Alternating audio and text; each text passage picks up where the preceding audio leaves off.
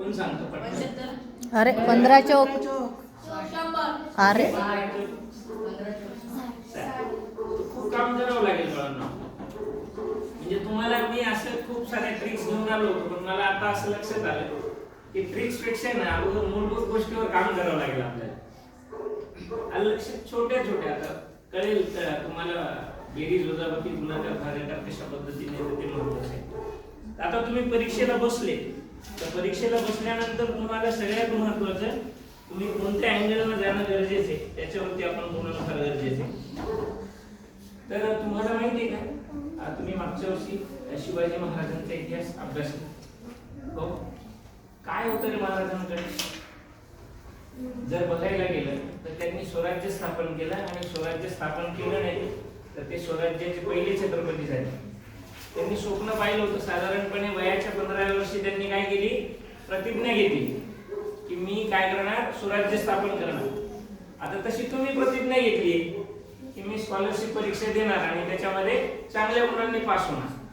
बरं, आता महाराजांनी स्वराज्य स्थापनाची प्रतिज्ञा कुठे घेतली माहिती का तुम्हाला? कोण सांगेल? रायरेश्वराच्या मंदिरात. आता एक दुसरं असं बरं का, जो सर्वात जास्त उत्तर देईल त्याला माझ्याकडून जाता जाता बक्षीस आहे.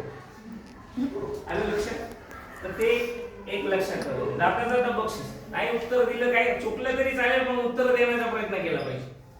तर स्वराज्य स्थापनेची प्रतिज्ञा घेतली, मग तेवढ्यावर थांबले का ते? पहिलं पाऊल उचलताना तुम्ही बघता की तोरणा त्यांनी तोरणा जिंकून तोरण बांधलं की नाही, आणि पाहता पाहता काही कालावधीमध्ये त्यांनी महाराष्ट्रामध्ये स्वतःचं राज्य निर्माण केलं. आपल्या सभोवताली असणाऱ्या ज्या काही शाह्या होत्या नाही का, निजामशाही असेल, आदिलशाही असेल, कुतुबशाही असेल, या सगळ्या शाह्या मोडून काढल्या त्यांनी अक्षरशः आणि त्यांच्या नाकावर टिचून आपल्या स्वराज्य महाराष्ट्रामध्ये स्वराज्य निर्माण केलं. तर मग असे असणारे छत्रपती शिवाजी महाराज आपली प्रेरणा का ठरू नये? ठरली पाहिजे की नाही?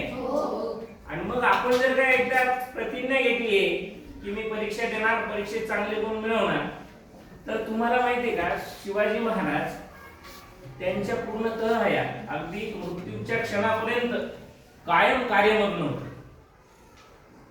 काय तुम्हाला माहितीये का, मृत्यूच्या अगोदर काय झालं, दक्षिणेची मोहीम महाराजांनी हाती घेतली होती. दक्षिण दिग्विजय करून आल्याच्या नंतर त्यांना ते आजारी पडले आणि मग त्या आजारपणातच त्यांचा मृत्यू झाला. ते देवाला प्रिय झाले. मग ते आणि काय होतं माहितीये का, महाराजांच्या जाण्यानंतर सुद्धा स्वराज्यातले जे लोक होते ते प्रेरणेने पेटून उठलेले होते. तुम्हाला माहितीये महाराज गेल्यानंतरही औरंगजेबाला आपल्या स्वराज्याला जिंकून घेता आलं नाही. त्याच्या पुढचा कालावधी साधारण संपूर्ण 1 दशक संभाजी महाराजांनी लढवला आणि संभाजी महाराजांनंतर अक्षरशः राजाराम महाराज जिंजीला गेले, तिथून त्यांनी राज्यकारभार पाहिला. पण तसं बघायला गेलं तर स्वराज्याला राजाच नव्हता, तरी सुद्धा स्वराज्य काय केलं त्यांनी, अतिशय हुकमतीनं चालवलं. कोणी? तर महाराजांच्या विचाराने. मग तसंच तुम्ही जर का चांगले गुण मिळवले, आता ही मुलगी छान उत्तरं देते, कदाचित ही गुणवत्ता यादीत आली तर एक बाइंड पाडून देईल ती छान पद्धतीने, पुढच्या मुलांना प्रेरणा मिळेल. आणि दरवर्षी लोकमान्य विद्यालयाचा जो निकाल आहे तो निकाल काय होत जाणार आहे, असा छान छान लागत जाणार आहे. त्यामुळे कोणीतरी सुरुवात करणं गरजेचं आहे बाळांनो. तर मी अपेक्षा करतो की आपले जे आता बसलेले विद्यार्थी, आपल्याकडे साधारणपणे 2 महिन्याचा कालावधी, या 2 महिन्याच्या आज किती तारीख आहे, 22 फेब्रुवारीला तुमची परीक्षा आहे. म्हणजे साधारण 2 महिन्याचा कालावधी. या 2 महिन्याच्या कालावधीमध्ये सुद्धा तुम्ही सगळ्या गोष्टी बदलू शकता. चांगला मनापासून जर अभ्यास केला तर तुम्ही सहजरित्या या परीक्षेत पास होऊन काही विद्यार्थी गुणवत्ता यादीत देखील येऊ शकतात. फक्त त्यासाठी काय करावं लागेल, अभ्यास करावा लागेल. तर मग ही परीक्षा जर तुम्हाला चांगल्या गुणांनी पास करायची असेल तर सगळ्यात महत्त्वाचं महाराजांसारखी जिद्द तुमच्यात पाहिजे, चिकाटी तुमच्यात पाहिजे आणि सगळ्यात महत्त्वाचं कष्ट करण्याची ताकद तुमच्यात पाहिजे.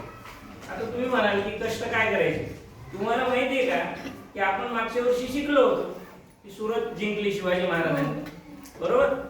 तर सुरत जिंकण्यासाठी महाराजांना किती मायक्रो प्लॅनिंग करायला लागलं होतं. जेव्हा मी एक पुस्तक वाचलं त्यानंतर मला कळलं खूप खूप बारीक बारीक नियोजन केलेलं होतं की कुठला रस्ता पाहिजे, किती माणसं घेऊन जायचे, तिथे शत्रूकडे किती सैन्य आहे, तिथे जाऊन आपले हेर फिरले काही दिवस, तिथे सगळा डिटेल अभ्यास केला महाराजांनी, मग कुठेतरी सुरतेवर छापा मारला आणि मग त्यावेळेला औरंगजेबाला धडा शिकवला. तर इतकं मायक्रो नियोजन महाराजांच्या पूर्ण आयुष्यामध्ये आपल्याला बघायला मिळतं. तर मग आपल्याला तसंच आपल्या शिक्षणामध्ये सुद्धा त्याच पद्धतीचं अगदी सूक्ष्म नियोजन करणं फार गरजेचं आहे. तुम्ही सकाळी उठल्यापासून तर रात्री झोपेपर्यंत तुमच्या प्रत्येक कृती ज्या आहे त्या नियोजनबद्ध असले पाहिजे. नियोजन पाहिजे त्याच्यावर. जर नियोजन नसेल तर मग काही अर्थ नाही आपल्या जगण्यालाच अर्थ नाही. आलं का लक्षात? तर म्हणून मग सगळ्यात महत्वाचं, आज घरी गेल्याच्या नंतर सगळ्यात आधी वेळापत्रक तयार करा. करणार का? उद्या टीचर मला फोटो टाकणार आहे. तुमच्या अभ्यासाच्या नियोजनाचं वेळापत्रक तयार करायचं. तुम्ही मराठीचा अभ्यास किती वेळ करणार, गणिताचा किती वेळ, बुद्धिमत्तेचा किती वेळ, इंग्रजीचा किती वेळ, आणि उरलेला जो वेळ आहे तुम्ही वर्गाच्या अभ्यासाला कसं देणार. पण तुम्ही 4थीचा 5वीचा 6वीचा इतर विषयांचा अभ्यास करणं गरजेचं आहे ना. त्याला लागलं तर कमी वेळ द्या, स्कॉलरशिपच्या अभ्यासाला जास्त वेळ द्यायचा, आणि त्याच्यामध्ये खेळायला सुद्धा वेळ ठेवा, जेवायला वेळ ठेवा, शाळेचा वेळ ठेवा. प्रत्येक सकाळी उठल्यापासून रात्री झोपेपर्यंतच्या वेळांचं तुम्ही नियोजन करायचं. त्याचा फोटो बाईंना टाका, बाई मला टाकतील, मी बघतो तुम्ही आज घरी गेल्यावर नियोजन केलंय तुम्ही. बरं, मग नियोजनच करायचं का फक्त? मग काय करायचं? कसं वागणार नियोजन केल्यानंतर? उदाहरण सांग एखादं, काय करशील तू?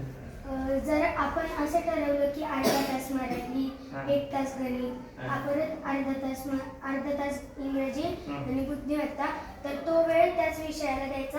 आणि जर जमलं तर एखादं प्रश्नपत्रिका. म्हणजे अभ्यासासाठी तिनं ठरवून घेतलेले. जर वेळ ठरवलाय मी दुपारी 1 ते 2 मराठीचा अभ्यास करेल, तर अभ्यास झालाच पाहिजे. नुसतं नियोजन करून चालत नाही, त्याप्रमाणे अभ्यास केला पाहिजे. आणि बघ, आता तुम्ही कष्ट करायचं म्हणजे काय करायचं, तर नियमितपणे अभ्यास करायचा, आणि मग त्याच्यामध्ये तुम्हाला कायम सराव पाहिजे. आता बाईंनी तुम्हाला शाळेत गणित शिकवलं, घरी गेल्याच्या नंतर ते गणित तुम्ही पुन्हा एकदा प्रॅक्टिस केली पाहिजे त्याची. जर प्रॅक्टिस केली तर तुम्ही काय, ते गणित काय होणार आहे, तुमचं पक्क होणार. आणि तुम्ही 2-3 दिवस त्याच्याकडे बघितलं नाही तर मेथड विसरून जातो, काय शिकलो होतं ते विसरून जातो. त्यामुळं सातत्याने सराव होणं फार गरजेचं. तुम्ही बघा, आता तुम्हाला याचे चार्ट दिलेले असतील, कन्वर्जनचे मापनाचे चार्ट दिलेले असतील ना टीचरांनी, तर ते चार्ट सातत्याने जर बघितले तर लक्षात राहतं. आता मलाही एखादा चार्ट जर विचारला तुम्ही मुलं याचा मापनाचा, तर मी काय रोजच्या रोज त्याच्याकडे बघत नाही. फक्त धडा शिकून झाल्याच्या नंतर पुन्हा त्या धड्यावर येतानाच मी थोडं प्रिपरेशन करणार, बरोबर की नाही? पण आता तुम्हाला परीक्षा द्यायची, त्यामुळे तुम्हाला सातत्याने ते मापनाचा चार्ट डोळ्यासमोर असणं गरजेचं आहे. प्रत्येक जेवढं पाठांतराच्या गोष्टी आहेत तेवढ्या कायम तुम्ही रोज किमान 5-10 मिनिटं त्याच्याकडे बघायला पाहिजे, तर त्या नीट पाठ राहतील. आणि त्याच्यानंतर फक्त मग आज सराव केला उद्या नाही करायचा, परवा नाही करायचा असं चालणार नाही. तर त्या सरावामध्ये सातत्य पाहिजे, बरोबर? मग आता तुम्हाला जर परीक्षा पास व्हायची असेल तर सगळ्यात महत्वाचं तुमच्यामध्ये जिद्द पाहिजे. ती जिद्द तुम्हाला तशीच ठेवण्यासाठी चिकाटी पाहिजे तुमच्या अंगी, कष्ट करण्याची तयारी पाहिजे. झोप येत असेल तरी मी नाही, आता थोडा अभ्यास करेल मग झोपेल, खेळायचा मोह झाला तरी नाही, आज मी नियोजनात जी खेळ दिलेला आहे तोच खेळ, टीव्ही पाहण्याचा मोह झाला तरी तो बाजूला ठेवायचा. 2च महिने आपल्याकडे परीक्षा द्यायला, त्यामुळे या गोष्टी सगळ्या मोहाच्या गोष्टी थोड्या 2 महिने बाजूला ठेवायचे, बरोबर? आणि अभ्यासाकडे लक्ष द्यायचे. आणि कष्ट करण्याची सवय जर लागली आपल्याला आतापासून, तर आपण आपल्या व्यावसायिक जीवनामध्ये सुद्धा पुढे तुम्हाला चांगली नोकरी मिळेल, चांगला व्यवसाय कराल. आणि व्यावसायिक जीवनात जर काही एखाद्यानं दुकान टाकलं आणि म्हटलं नाही आता दुपारी जाऊन झोपतो, आणि शटर बंद केलं, तर दुपारचे गिराईक जातील की नाही निघून? मग त्याला पैसे थोडे मिळणार, त्याची व्यावसायिक प्रगती होईल का? तसंच आहे आपल्या शिक्षणाचं सुद्धा. तुम्ही म्हटले की नाही आता थोडा आज आराम करतो, उद्या बघू अभ्यासाचं, तर नाही चालणार बाळा. तर तुम्ही परीक्षेला बसले तर मनापासून अभ्यास करा, तरच तुम्हाला यश चांगल्या पद्धतीने मिळेल. आणि त्याच्यामध्ये 2 तासामध्ये मुलांना थोडासा मध्ये ब्रेक देणार आहोत. तर सगळ्यात महत्वाचं आता हे ज्या गोष्टी आहेत, मी तुम्हाला वेळापत्रकाचं काम दिलेलं ते आज करायचं. आणि मग आता आपण आपल्या कंटेंटकडे जाऊया, शिकण्याकडे. तर सगळ्यात एक 10-15 मिनिटं मी फक्त मराठीचं सांगतो तुम्हाला. मराठीचं किती शिकून झालेलं आहे तुम्हाला? सगळे portion झालेले आहेत. पूर्ण पोर्शन झालंय पूर्ण Good. बरं तुम्हाला मग हे जे काही शब्द आहेत ना, शब्द प्रकार, समूहदर्शक शब्द, ध्वनिदर्शक शब्द, ते पाठ झाले सगळ्यांना? पाठ आहेत का? हा, घरदर्शक शब्द काही 5 जोडे सांगता येतील तुला घरदर्शक शब्दाचे? सांग बरं. घोडा तबेला, हत्ती हत्ती खाणं, गाय गोठा, शेळी. तुझ्या रेकॉर्डिंग कोण सांगेल का तुम्हाला? हे जे काही शब्द आहेत, शब्द प्रकार जे आहेत ते त्याला पर्याय नाही पाठ केल्याशिवाय. पाठांतराला दुसरा काही पर्याय नाही. आजपासून तुम्ही एक एक शब्द प्रकार जो आहे तो व्यवस्थित पाठ करा, कारण परीक्षेला स्मरणावर आधारित प्रश्न आहेत ते. आलं लक्षात? आकलनावर आधारित नाहीये, तर स्मरणावर आधारित आहे. आठवून तुम्हाला त्याचं उत्तर लिहायचे आणि त्याला एका प्रश्नाला 2 गुण राहतात आणि त्याच्यावर हमखास प्रश्न येतो म्हणजे येतो. तर हे घरदर्शक शब्द असतील, समूहदर्शक शब्द असतील, पूर्णच्या पूर्ण नीट. तुम्हाला माहिती आहे का, आपल्याला वाटतं की मराठी विषय सोपा आहे, पण मला असं वाटतं की सर्व या 4 विषयांपैकी सर्वात अवघड विषय मराठी. कारण तुम्हाला त्याची व्याप्ती खूप येते, जास्त अभ्यास करायला लागतो. एक तर गणित आपल्याला अवघड जातं आणि मराठीत परत आणखी आपण मार्क्स जर कमी मिळाले तर सर्वात रिझल्ट कुठल्या विषयाचा डाऊन येतो माहिती आहे? पहिल्या पेपर मराठी आणि गणिताचा. इकडे इंग्रजी बुद्धिमत्तेला तुम्ही पास होता आणि मराठी आणि इंग्रजी बुद्धिमत्तेला पास होता आणि मराठी आणि गणिताला नापास होता. अगदी 2-2, 4-4 मार्कांनी जातात. तर हे नीट पाठ करा. आता ते पाठ करण्यासाठी नीट लक्षात ठेवायचे समूहदर्शक शब्द, बिंदुदर्शक शब्द, घरदर्शक शब्द. तुम्हाला सांगायची गरज आहे का? मी तुमच्या पुस्तकात आहे ते करून घ्यायचं. एक अलंकारिक शब्दाचं थोडंसं सांगा ना. अलंकारिक शब्द मुलांना ना ओळखायला थोडे अवघड जातात, म्हणजे एक अनुभव माझा. बरोबर. आता हे त्याच्यातही बरं का, अलंकारिक शब्द तुमच्या पुस्तकाचे शब्द संपत्ती जरी घेतली, नवनीतचे पुस्तक जरी घेतली तर जवळजवळ 200-250 शब्द आहेत त्याचे अलंकारिक शब्द. तर आता ते अलंकारिक शब्द पाठ करायचे म्हणजे काय करायचं, तर तुम्हाला सातत्याने वाचवावं लागेल. त्याला काही शॉर्टकट नाही दुसरा अलंकारिक शब्दाला. नाही म्हणजे गोंधळ कुठे होतो, अलंकारिक शब्द आणि जोड शब्द असतात ना, कचरा, केर कचरा, हा, आणि असे म्हणजे असे जोड शब्द, त्याच्यामध्ये थोडासा जोड शब्द, सरळ सरळ जोड शब्दाचं काय आहे, तुम्ही 2 अर्थपूर्ण शब्द म्हणून जोड शब्द तयार करा.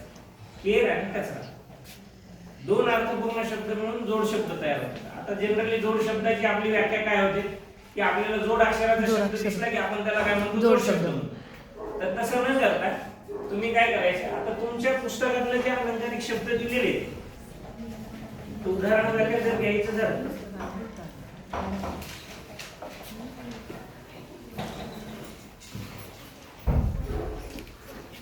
ज्यांनी पुस्तक आणलेलं आहे त्यांनी ते काढा आहे भाषेचे आणि त्याच्यातले अलंकारिक शब्द काढा. 4थीच्या मुलांनी पण काढले तर चालतील, त्यांच्या डोळ्याखालनं जातील ते. हे पहा, आता अलंकारिक शब्द जे आहे 11वा रुद्र वगैरे सुरुवात होते ते शब्द. म्हणजे अतिशय तापड माणूस, अकलेचा कांदा, मूर्ख माणूस, सांबाचा अवतार, अत्यंत भोळा माणूस. पान नंबर 114 आहे. पुन्हा एक बघा, अलंकारिक शब्दामध्ये काय राहतं, न बोलता फक्त 114 नंबरचं पान काढा आणि ऐका.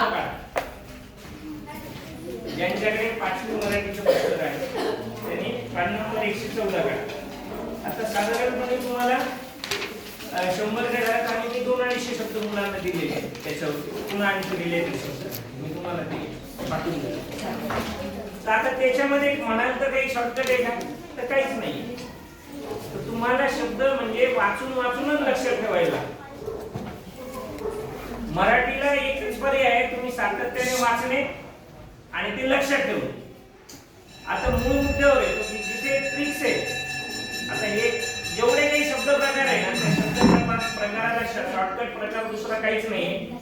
लागलं तर चारोळ्या वगैरे, पण मी आता चारोळ्या पण काही पाहिल्या, तर त्या चारोळ्यापेक्षा सरळ सरळ वाचलेलं कधी पण चांगलं लक्षात ठेवण्यासाठी सातत्याने वाचा. तेवढा वेळ नाही आपल्याकडे आता, 2च महिने. मी जून मध्ये जुलै मध्ये आलो असतो तर तुम्हाला त्या चारोळ्या लिहून दिल्या असते, शब्द प्रकार लक्षात ठेवायचे. पण आता चारोळ्या लक्षात पाठ करायच्या का शब्द पाठ करायचे हा एक मुद्दा येतो. तर आता उतार्यावर येतो. आपल्याला चांगल्यापैकी गुण देणारा प्रश्न प्रकार आहे उतार आणि कविता. तर बाळांनो, उतार आणि कविता सोडवताना काय करायचं, आपण जनरली काय करतो, उतार वाचतो, कविता वाचतो आणि मग त्याच्यानंतर काय करतो, प्रश्न सोडवायला जातो. तर आता तसं न करता एक गोष्ट लक्षात ठेवायची की आधी प्रश्न वाचायचे. बाईंनी काय सांगितलेलं आहे तुम्हाला, असंच सांगितलं. आधी काय करायचे, प्रश्न वाचायचे आणि प्रश्न वाचल्यानंतर उतार्यावरती जायचे. उतारा असा व्यवस्थित वाचायचा आणि प्रश्नातले काही जे काही शब्द आहेत, प्रमुख शब्द, ते प्रमुख शब्द तुम्ही काय करायचे, उतार्यामध्ये अंडरलाईन करायचे व्यवस्थित. आणि मग त्याच्यानंतर तुम्हाला त्या उतार्यात प्रश्नाचं उत्तर सापडलं तर सगळ्यात महत्त्वाचा 4ही पर्याय ना वाचून घ्यायचा. आपण बऱ्याच वेळेला ओव्हर कॉन्फिडन्स मध्ये काय करतो, एकाच पर्यायावरती थांब राहतो, गोल करतो आणि मग नंतर आपल्याला लक्षात येतं अरे नाही नाही आपल्याला पर्याय क्रमांक 1 नव्हता तर पर्याय क्रमांक 3 होता. ही चूक अजिबात करायची नाही. एक आपले 2-4 सेकंद जातील, पण 4ही पर्याय आधी वाचून घ्यायचे व्यवस्थित आणि योग्य पर्याय निवडायचा आपल्याला त्या कंटेनवरून उतारायचं. तर उतारायचं कळलं, आधी प्रश्न वाचायचे, मग उतारा वाचायचा आणि मग प्रश्नावर यायचे. त्याच्यानंतर बघा, सुसंगत वाक्यांचा परिच्छेद हा एक प्रश्न प्रकार आहे. सुसंगत वाक्याचा परिच्छेद. तर सुसंगत वाक्याच्या परिच्छेदामध्ये तुम्हाला साधारणपणे 3 वाक्य दिलेले असतात, 2 किंवा 3 वाक्य. आणि तोही खूप सारे गुण देऊन जाणारा प्रश्न प्रकार आहे. साधारण 3 गुण मिळतात आपल्याला. जसा 3 प्रश्न येतात म्हणजे 6 गुण मिळतात त्याचे. तर त्याच्यातही काय होतं, आपण पहिला प्रश्न वाचतो, प्रश्नाचं उत्तर सोडवतो, गोल करतो आणि मग आपल्याला लक्षात येते की अरे दुसरा प्रश्नाचं उत्तरच वेगळंच होतं. तर पहिला, दुसरा आणि तिसरा हे तिन्ही प्रश्न वाचायचे आणि मग त्याच्यानंतर एक बघायचं की नेमकं कंटेंट काय आहे. म्हणजे उतारा कशाशी संबंधित, निसर्गाशी संबंधित आहे, एखाद्या म्हणजे सणाशी संबंधित आहे, एखाद्या घटनेशी संबंधित आहे. पूर्णपणे विचार करायचा आणि मग तिन्ही प्रश्नाचं विचार करून उत्तर सोडवायचं. आलं लक्षात. मराठीचं आणि व्याकरणाचा जर विचार केला ते आपल्याला फसवा एक प्रश्न प्रकार राहतो. ज्याला येते त्यांनी हात वर करा. राम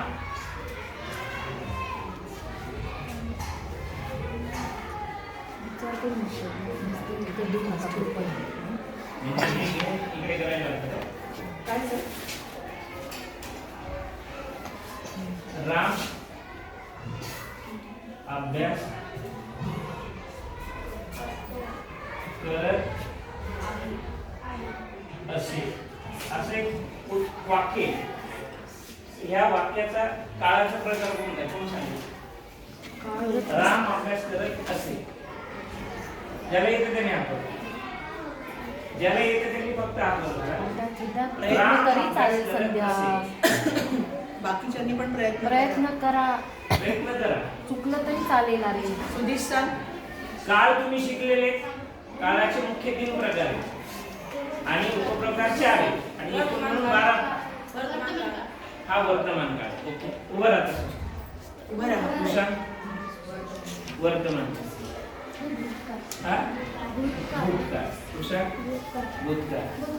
भूतकाळ. भूतकाळाचे पुन्हा 4 प्रकार.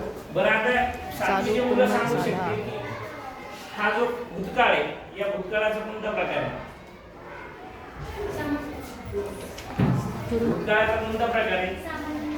सामान्य. सामान्य भूतकाळ. कोण सांगेल? भूतकाळ बरोबर आहे, पण भूतकाळाचा कोणता प्रकार आहे? 7वी 5वीच्या मुलांना नाही विचारत तुम्ही, 7वीच्या, कारण तुम्ही 6वीला शिकले.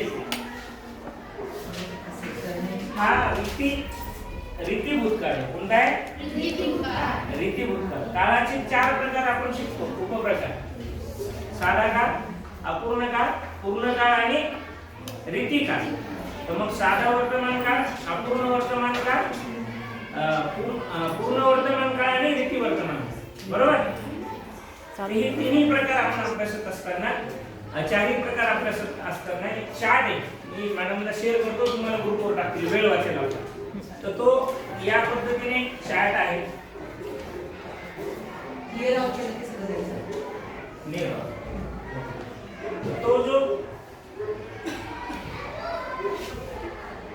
तो जो प्रकार आहे की म्हणजे या बाजूला तुमचे काळाचे प्रकार आहे, सॉरी, आणि या बाजूला साधा असा तो चार्ट आहे. एकूण 12 वाक्य राहतील. एका नजरेमध्ये पूर्ण 12च्या 12 वाक्य होती. काय करायचं, लिहून घेता, सांगून ऐकून लिहिता येते का? त्या बाईकडे पाठवून मग तुम्ही लिहून घेता. मग असं करा, नाही पाठवायला सांगणार सर. सर चार्ट सेंड करू. हा. आपला वेळ वाचेल. पुढचं घ्या सर. चार्ट सेंड करू. तर काळाचे 4 प्रकार. रीती काळ फसवा आहे, बस बाकी काळ सगळे आपल्याला ओळखायला आहे. कोणता काळ फसवतो आपल्याला? आता याच काळाला मी आता वाक्य जे लिहिलं होतं तुम्हाला, काय वाक्य होतं कोणाला आठवतं? राम आणि कॉन्फिडन्सली बोल. होय. एकावीस बोला. ओके. याच्यामध्ये राम अभ्यास करत असेल, या वाक्याला तुम्हाला जर का भविष्यकाळ बनवायचं, रीती भविष्यकाळ कसं बनवणार? भविष्यकाळ. राम अभ्यास करेल नाही, राम अभ्यास करत राहील. रीत आहे त्याची काम करण्याची. काय आहे? काम करण्याची रीत आहे. रीती वर्तमान काळ, रीती भूतकाळ, रीती भविष्यकाळ म्हणजे रीत, पद्धत काम करण्याची. म्हणजे त्याचं काम करणं सुरू राहील. आणि याचा वर्तमान काळ करायचा झाला तर राम अभ्यास करत असतो. हा काय आहे बघा, हा होता भूतकाळ, हा भविष्यकाळ आणि हा वर्तमान. बरोबर? एवढेच कन्फ्यूज होतं आपल्याला वाक्यामध्ये. आलेला आहे प्रश्न, हा काळावरचा प्रश्न आलेला आहे. माझ्या स्वतःच्या मुलीचा हा प्रश्न चुकला होता, त्याच्यानंतर मी पुन्हा काळाचा व्यवस्थित अभ्यास केला. तर असे शब्द आला ना, असे राम अभ्यास करत असे, राम खेळत असे किंवा सलमा खेळत असे, अशा प्रकारचे प्रश्न आले. असे असा शब्द आला की तो भूतकाळ असतो. असे म्हणजे भूतकाळात जायचे. जरा त्याच्यानंतर तुमच्या जनरल नॉलेजवरती प्रश्न येतात मराठीला. तर तुमचं वाचन जेवढं चांगलं, लेखकांची नावं, लेखकांच्या पुस्तकांची नावं नीट पाठ करा, म्हणजे आपला मराठी विषय व्यवस्थित क्लिअर होतो. तुम्ही या भ्रमात राहू नका की मराठी सोपं आहे. तर मराठीच तुम्हाला स्कॉलरशिपला मेरिटमध्ये आणेल आणि मराठीच तुम्हाला स्कॉलरशिप मधून मेरिटमध्ये येण्यापासून थांबवेल. लक्षात घ्या. कारण तुम्हाला गणिताच्या काही कंटेंट पटापट समजायला थोडीशी गडबड होते, मग त्यामुळे आपण मराठीमुळे तारतो. तुम्हाला माहिती आहे का पासिंगला किती मार्क्स लागतात? 150 पैकी 150 गुणांपैकी 60 पासिंगला किती मार्क्स पाहिजे? 60 किमान 60 मार्क्स पाहिजे. बरोबर? मग ते 60 पैकी 50 मार्क्स कशाला आहेत? मराठी. तुम्ही म्हणाल सर मी खरं तर मराठीवर बोलणार नव्हतो, पण मराठी गरजेचं काय की कारण आपल्याला गणिताला थोडे मार्क्स इकडे तिकडे झाले तर मराठी हा विषय आपल्याला तारतो. आणि मी 100% सांगतो तुम्हाला की स्कॉलरशिप मधला सगळ्यात सोपा विषय कोणता असेल तर तो इंग्रजी. सगळ्यात सोपा. आणि मेरिट मध्ये घेऊन जाणारा विषय कोणता आहे तर इंग्रजी. तुम्ही इंग्रजीला किमान 50 पैकी 48 मार्क्स पडायला पाहिजे. माझे मुलं घेतात 44. मी नाही शिकवत इंग्रजी, दुसऱ्या शिक्षिका शिकवतात, पण घेतात. कशामुळे?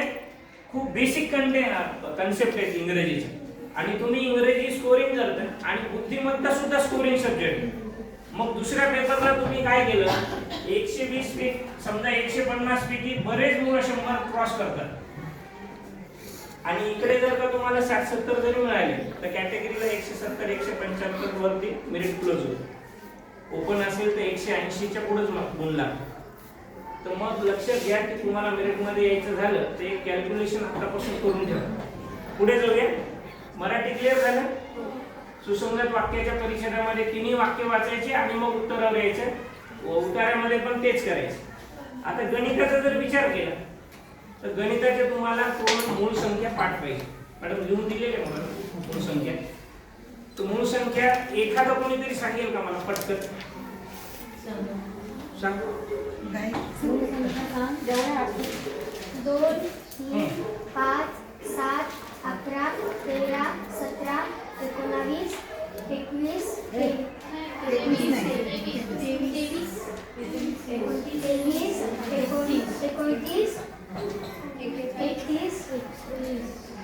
बस. तर सगळ्यात महत्त्वाचं स्कॉलरशिपला तुमच्याकडे वर्ग संख्या घनसंख्या पाठ पाहिजे. तुम्ही सांगता का 12चा वर्ग? 12चा वर्ग 114. किती वर्ग पाठ आहे बाळांना? हायस्ट वर्ग 30 पर्यंत. बरोबर. 25चा सांग. सोपं आहे. बरं. आता वर्ग लक्षात ठेवायची. काही वेळेला काय होतं आपल्याला, काही वेळेला काय होतं की ट्रेस एक वर्गाचे लक्षात ठेवा की जर का एकेक स्थानी कुठलीही घ्या 65 घ्या, एकेक स्थानी जर का 5 असेल तर अशा वेळेला काय लक्षात ठेवायचं वर्गाच्या बाबतीमध्ये, तर एकक स्थानचा वर्ग करत असताना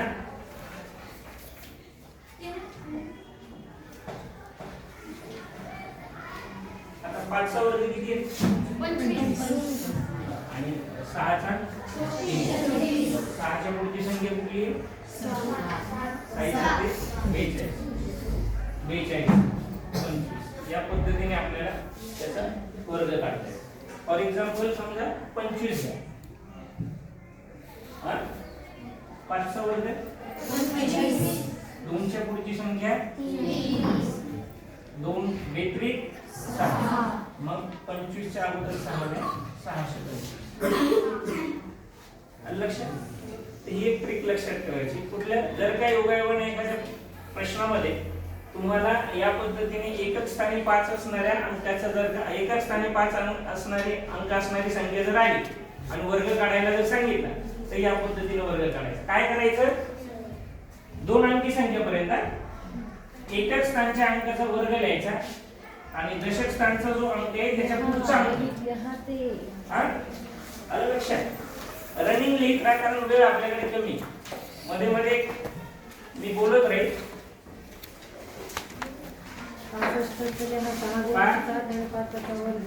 आता तुम्ही मला काय करा इथे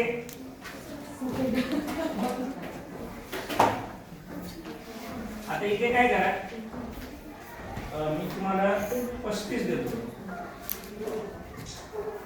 35चा वर्ग काढून दाखवा. 35चा काढून दाखवा.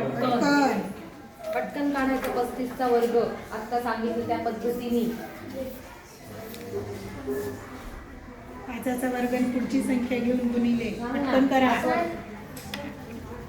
काढलं?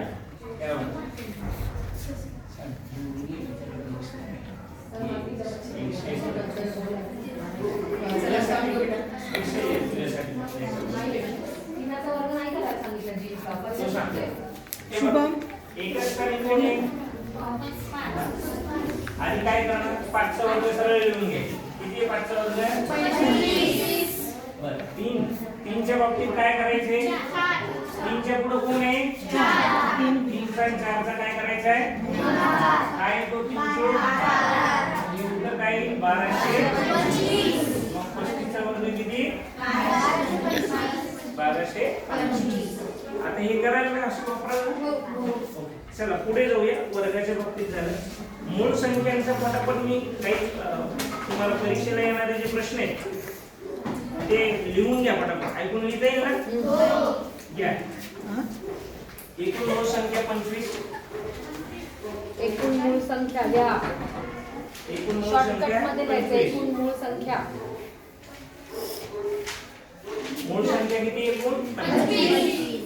एकूण मूळ संख्यांची बेरीज 1060. मूळ संख्यांची बेरीज म्हणजे ज्या 25 मूळ संख्या आहेत ना त्यांची सगळ्यांची मिळून बेरीज किती येते? 1 ते 100 मधलेच घेतो. वरले 1 ते 100. 1060. 1060. 1060. 1 ते 100 मूळ संख्या. 1060. 1060 झालं. त्याच्यानंतर पुढे 2 ते 10 मधल्या मूळ संख्यांची बेरीज. या खाली 2 ते 10 मूळ संख्यांची बेरीज 17. 2 ते 10 म्हणजे लक्षात ठेवायचं, प्रत्येक वेळेला पाठ करायची आपल्याला, करत बसायची गरज नाही राहणार. 2 ते 10 मूळ संख्यांची बेरीज 17. 17 आता काय करा, असं बेरीज बेरीज वगैरे न म्हणता फक्त 2 ते 10 इज इक्वल टू करा. हा? पुढे 11 ते 20.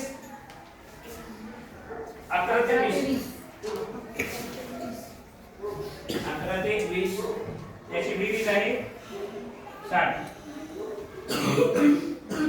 पुढे दे, समोर बरोबरची हा.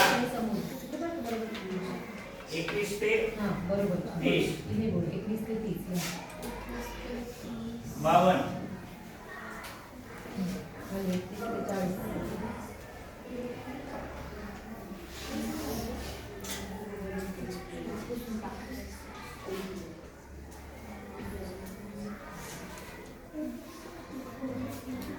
21 ते 30 52.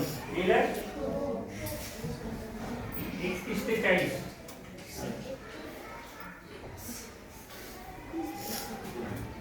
शिकता आता होऊन जाईल मला. 31 ते 40 52. 41 ते 47. 50 सॉरी 41 ते 50. म्हणजे मी आहेच लक्षात काय ठेवली 47 त्याच्या दरम्यान 131. मूळ संख्या तुम्ही मला क्रमवार संख्येची ट्रिक सांगतो मी तुम्हाला. हे डायरेक्ट पाठ करून ठेवा. 53 ते 59 सॉरी म्हणजे 51 ते 60.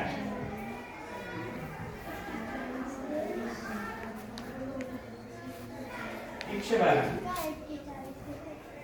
40 ते 50 131 मूळ संख्या लिहितो आपण सगळ्या, एवढं लक्षात ठेवा.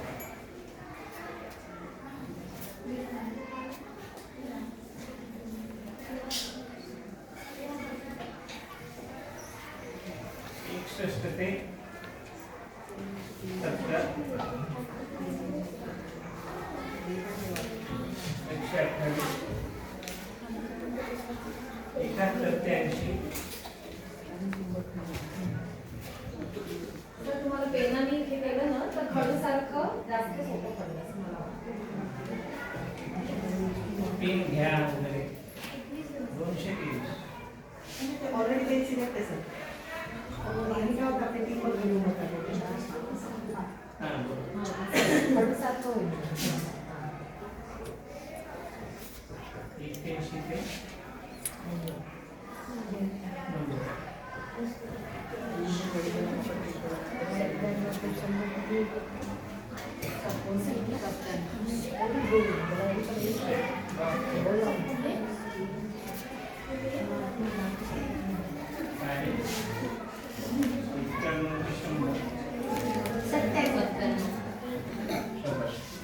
आणि टोटल किती आहे 1007. काही मधल्या याचा प्रश्न आला, आता तुम्ही मधल्या ऍडिशन करा. असं मध्येच आलं 1 ते 50 तर तुम्ही हे खालचे हे जे आकडे हे काय करायचे कॅल्क्युलेट करत नाही. 1 ते 50 आलं तर ते आणि येतो हमखास प्रश्न येतो त्याच्यात मूळ संख्या. मग तिथे वेळ नाही घालवायचा. आपण एवढ्या संख्या लिहित बसणार आहे का नाही, लक्षात ठेवायची. आता ट्विन प्राइम नंबर जोड मूळ संख्या. जोड मूळ संख्या सांगता येतील? कोण सांगतात? सांगा जोड मूळ संख्या. एकूण मूळ संख्येवरचा प्रश्न आहे. असे जोड मूळ संख्येच्या एकूण किती जोड 1 ते आहेत? 10 मधल्या तर सांग. 1 ते 100 मध्ये किती जोड आहेत? लिहा. ऐकून लिहिता येईल ना? 1 ते 100 मध्ये जोड मूळ संख्येच्या 8 जोड आहेत. 8 किती जोड आहेत? 8.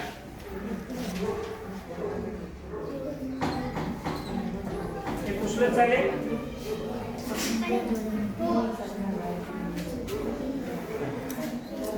किती जोड आहे? 8.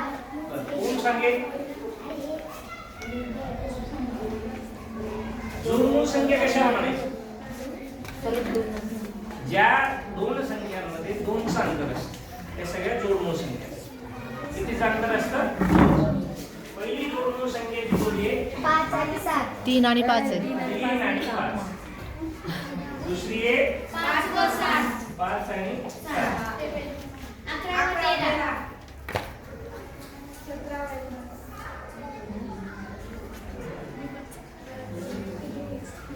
5 आणि 7. पुढची आहे 11 आणि 13. पुढची 11 13. पुढची शाबाश. त्याच्या पुढची 19. कसं काय दोनचा फरक आहे का त्याच्यात 19 आणि 33 मध्ये? हा? अरे दोनचा वर सांगा राणी. 11 आणि 13 एकच अंक आड गेला पाहिजे फक्त. जोडमूळ. वजाबाकी केल्याच्या नंतर दोनचा फरक आला पाहिजे. जोडमूळ संख्या कुणाला म्हणायचं? दोन संख्येची 19 आणि 31. शाबाश. 29 आणि 31. याच्या पुढची आहे 41. 41 आणि 43. त्याच्या पुढची 49 हे 49 नाही. जोडमूळ जोडमूळ कुणाला म्हणायचं कळलं का तुम्हाला? की ज्या एवढा तुम्हाला करून दाखवतो. या दोन 5 आणि 3 किती येते वजाबाकी? म्हणजे दोनचा फरक असला पाहिजे. कितीचा फरक असला पाहिजे? 2. पुढची सांगा. त्याच्या आधी एक राहिली ना? त्याच्या आधीची एक ग. 59 आणि 61. शेवटची आहे 71 आणि. आता हे बेसिक कंटेंट आपल्याला लक्षात पाहिजे आणि याच्यावर आलेले प्रश्न मग हे बुद्धिमत्तेला पण येतं आणि गणिताला. आणि गणिताला पण येतं. या जोडमूळ संख्या सगळ्यांनी पटापटा लिहून घ्या. 3 5 5 7 असं लिहा. जोडमूळ संख्या जोड्या. जोडमूळ संख्यांच्या जोड्या लिहून घ्या. लक्षात ठेवायला. जोड्या. किती आहे ते? दिले का?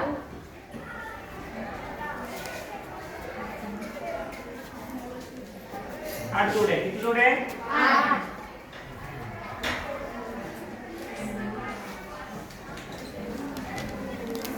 आता संख्येवर आधारितच काही प्रश्न राहतो परत संख्या ज्ञानावर.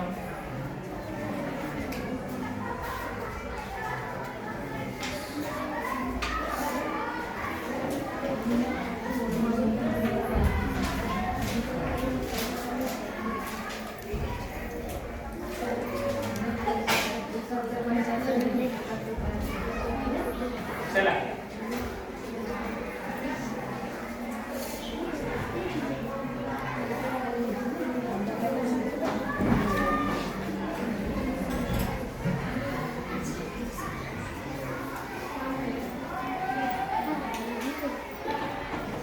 त्याच्यात एक वाक्य दिलं आता परत. 1 ते 100 मध्ये एकच सममूळ संख्या आहे. सममूळ संख्या कोणती आहे? हा प्रश्न आलेला आहे वर्ष फायनल एक्झामला. सममूळ संख्या एकमेव आहे ती कोणती आहे? लक्षात ठेवायची. बरोबर. बर पुढे विषम संख्या आणि समसंख्या अभ्यासले. संयुक्त संख्या सांगायची गरज आहे. संयुक्त संख्या कुणाला म्हणतो आपण? संयुक्त ज्या संख्यांचे 2 पेक्षा जास्त विभाजक आहेत. जास्त अवयव स्वतःपेक्षा दुसरा वेगळा. स्वतःपेक्षा आता जनरली दुसऱ्या पाड्यात म्हणतो आपण तर त्या संख्येला फक्त एकच एकने भाग जातो आणि स्वतःने स्वतः. भाग जातो म्हणून तिला मूळ संख्या म्हणतो. ती 4 जर घेतली तर तिला बघा 1 नाही जातो, 2 नाही जातो आणि 4 नाही जातो. म्हणजे 2 पेक्षा जास्त अवयव होतात म्हणून तिला संयुक्त संख्या म्हणतो. तर असे प्रकारचे प्रश्न जर आले तर व्यवस्थित उत्तर द्यायची. त्याच्यानंतर बघा संख्या प्रकारामध्ये मूळ संख्या आहे, त्याच्यानंतर संयुक्त संख्या आणि समसंख्या विषम संख्या. तर समसंख्या विषम संख्या तुम्हाला जनरली कशी विचारली जाते की क्रमाने येणारी पुढची समसंख्या कोणती, क्रमाने येणारी मागची समसंख्या कोणती, विषम संख्या कोणती. तर ते जरा लक्षात ठेवायचे व्यवस्थितरित्या. तर त्याच्याशी रिलेटेड एखादं उदाहरण घेऊ आपण आता.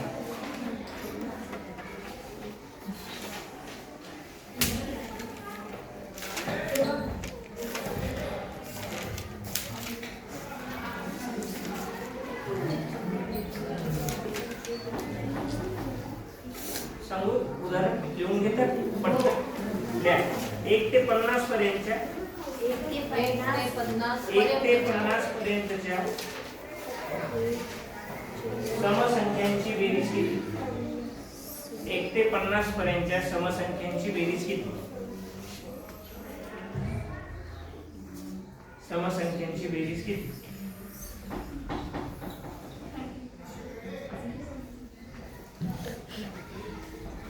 समसंख्या माहिती आहे? कुणाला म्हणतात? पटकन 2 सेकंदात उत्तर सांगायचं. कुणाला म्हणतात समसंख्या? फार सम ठीक आहे. समसंख्या शेवटी 0 2 4 6 8 1 व्हेरी गुड. ज्या संख्येच्या एकच स्थानी, शेवटी म्हणण्यापेक्षा काय म्हणायचं, एकच स्थानी युनिट प्लेसला 0 2 4 6 8 असतात, त्या सगळ्या समसंख्या असतात. आणि विषम संख्या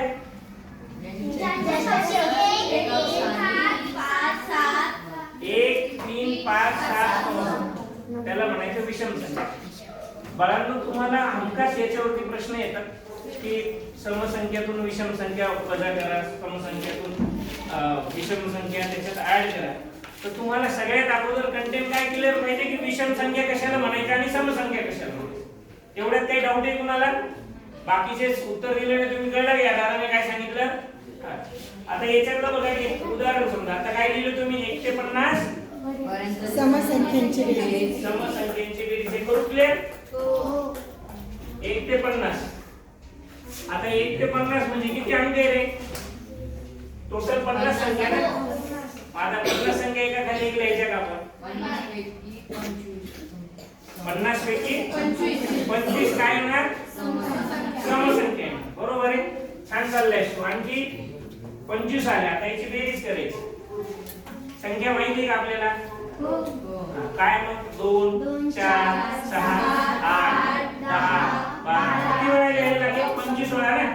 25 वेळा लिहिणार का आपण? हा? लक्षात घ्या. सूत्र आहे त्याला. 25 च्या पुढचा अंक कोणता आहे? 26. 25 च्या पुढचा अंक आहे 26. आता आपल्याला एक कळले की 1 ते 50 मध्ये किती मूळ संख्या, सॉरी समसंख्या आहे? 25 आहे. 25 च्या पुढे कोण आहे? 26. 25 च्या पुढची संख्या आहे 26. मग या 25 ला 26 ने गुणायचे. गुणा. चालू द्या. 25 गुणिले 26 करा. अरे गुणा. अरे अरे काय बेरीज नाही करायची. गायत्री समजा आदित्य शुभम 25 चा पाढा म्हणायचा, एक अंकात नाही गुणायचंय. चला. मग ते 26 गुणिले 25 करून घ्या. तुम्हाला जे सुटेबल आहे. 25 चा पाढा म्हणणं सोपं आहे ना, तर मग 25 चा म्हणायचं. 25 × 30 30 ला 0. अच्छा रे किती? 30 30. 25 संख्या 150. 650. सॉरी 25 × 26 करतो आपण. 25 सका 150 ला 0. अच्छा रे 15. 15. पुन्हा 25 ने 50. 50 आणि 15 65. किती आलं? 650. मग काय उत्तर येईल आपलं? 650. ही स्ट्रिक बाकीच्या नाही वापरायची. वापरते? पुढची घ्यायची काय एखादी आपण? करणार का? चल. 1 ते 40 लो. 1 ते 40 मधल्या समसंख्या. समसंख्यांची बेरीज. बेरीज. करा पटकन. करा बरं. समसंख्या किती येतील? 20. शाबास. किती येतील? 20. 20 च्या पुढे कोण आहे? 21. करा पुन्हा करा. 20 आणि 21. पटकन सांगा. पटकन गुणाकार सांगता येतात का? अवघड आहे का? 21 शून्य शून्य ने 21 दुने किती? 21 दुने 21 दुने सांगा ना. 43. तुम्हाला प्रश्न कळत नाहीत का? 420. झाले क्लिअर?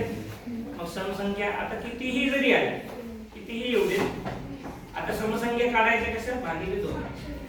दिलेल्या पूर्ण संख्या भागिले 2. मग आपल्याला समसंख्या कळेल. विषम संख्येच्या बाबतीत सुद्धा तेच.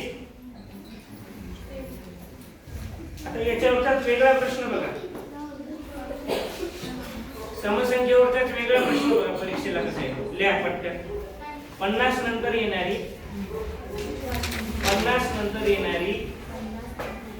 12वी समसंख्या कोणती? 50 नंतर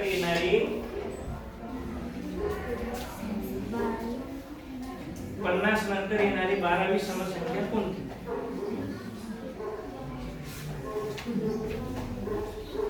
50 नंतर 12वी समसंख्या.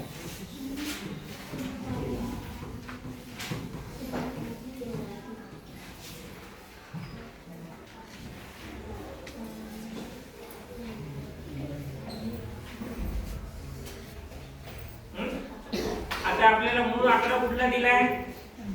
50. सांग बघा उत्तर. 64. 12वी समसंख्या 64. तर बघू आपण येथे 50 मूळ आकडा आहे, संख्या आहे, ती जसेल तशी खाली घ्या. 12वी ना. आता समसंख्या किती? एक आडे प्रत्येक समसंख्या 2 चा फरक आहे ना. समजा पहिली समसंख्या 2 असेल तर पुढची किती आहे? 4. दोघांमध्ये किती फरक आहे? 2 चा फरक आहे. मग 12 गुणिले 2 किती झाले? 24. 12 गुणिले 2 किती झाले? 24. 50 अधिक 24 किती होतात? मग 12वी संख्या कोणती असेल? कळलं? कळलं का? आता दुसरे एक देऊ का तुम्हाला? सोडवणार का?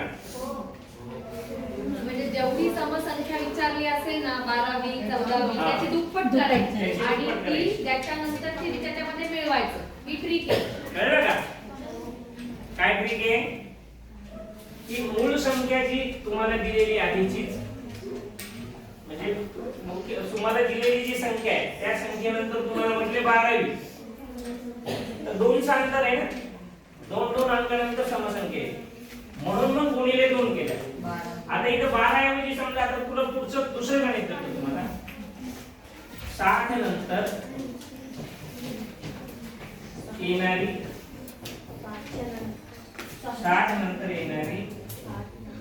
10वी समसंख्या. दोन्ही पण काढू शकाल. दोन्ही काढू शकाल. पटकन करा. 60 कशाला कसे प्लस बोला पटकन.